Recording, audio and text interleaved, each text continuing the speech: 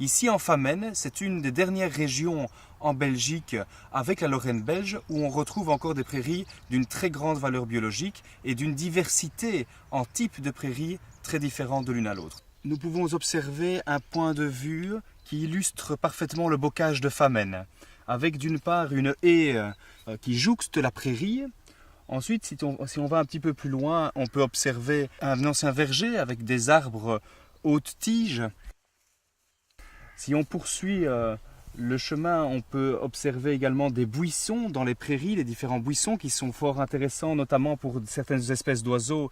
Et puis on observe, au-delà de la prairie, eh bien, toute la partie boisée de la Famenne.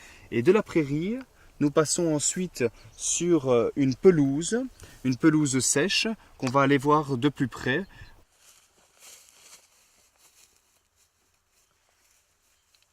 On est dans des sols peu profonds, des sols qui n'ont pas été fertilisés à certains endroits, mais qui offrent justement la possibilité aux espèces botaniques de s'exprimer. Donc une région pauvre est une région riche en fleurs. Et la Famenne, c'est également une diversité de sols, de types de sols. Des sols peu profonds, on est sur des pelouses à certains endroits, des sols fort profonds, avec des prairies, des sols humides, ou bien des sols très secs comme ici. Une grande diversité donc de roches également, géologiques. On est sur du schiste faménien à certains endroits, sur la calestienne avec de la roche calcaire à d'autres endroits. Et donc toute cette diversité d'éléments écologiques fait qu'on a une diversité également dans les fleurs.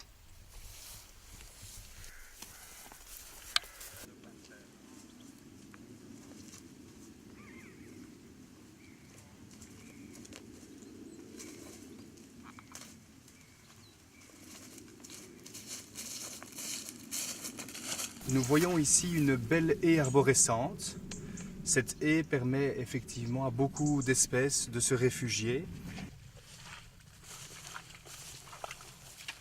Quelques espèces de joncs.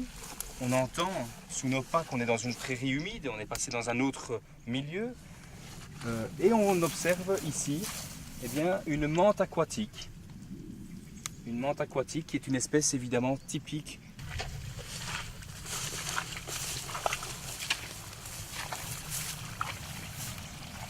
Nous sommes typiquement ici dans ces milieux ingrats à l'agriculture, difficiles à gérer parce que très humides.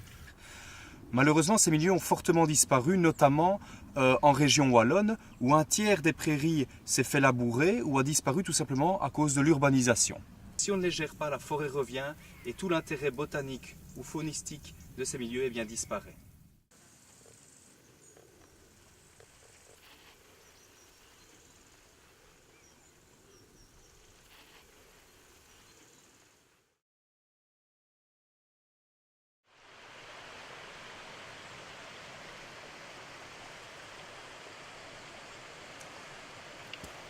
Bienvenue sur les coteaux de Vieux-Ville. Donc on est ici sur un vaste réseau de pelouse calcaire à Ferrières. Donc Ferrières se trouve, une partie de Ferrières sur la Calestienne, donc cette étroite bande calcaire au sud de la Fagne et de la Famenne. Donc tout le paysage qu'on voit derrière moi, ce sont des pelouses calcaires, donc une espèce de prairie relativement rare chez nous en Wallonie.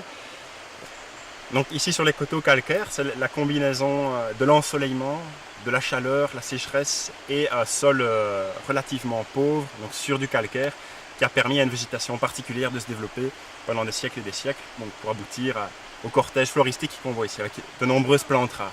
Donc voilà, je vous propose de venir découvrir ça.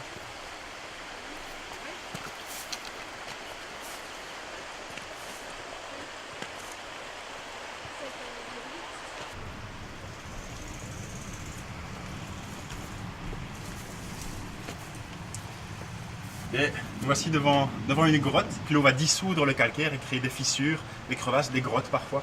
Et donc tous ces replats, ces massifs rocheux sont autant de micro-habitats qui permettent à des espèces différentes de subsister. Tout ce coteau qu'on voit déboisé ici était encore boisé il y a quelques années. Si on remonte plus longtemps encore, donc au Moyen-Âge, il n'y avait pratiquement pas un seul arbre ici. Tous ces terrains ont été déboisés au Moyen-Âge pour faire pâturer le bétail. Donc les moutons, les vaches pâturaient ici. Localement sur le talus, malgré la pente et la roche, il y avait quelques petites terres de culture. On retrouve d'ailleurs des tas d'éperlements comme on en voit dans les Alpes. Et puis au début du siècle dernier, tout ce pâturage a été abandonné parce que l'agriculture se modernisait et que l'exploitation de ces terrains n'était pas rentable. Quand ça a été abandonné, ça s'est spontanément, donc naturellement, reboisé. Donc ça a duré un siècle. Pendant un siècle, plus ou moins, le coteau ici s'est reboisé. La pelouse avait complètement disparu. Donc nous voilà maintenant 4 ans après les premiers déboisements. La pelouse calcaire est en train de recoloniser le site petit à petit, à l'aide de moutons, des moutons rustiques. On peut apercevoir là au loin. On va aller voir maintenant.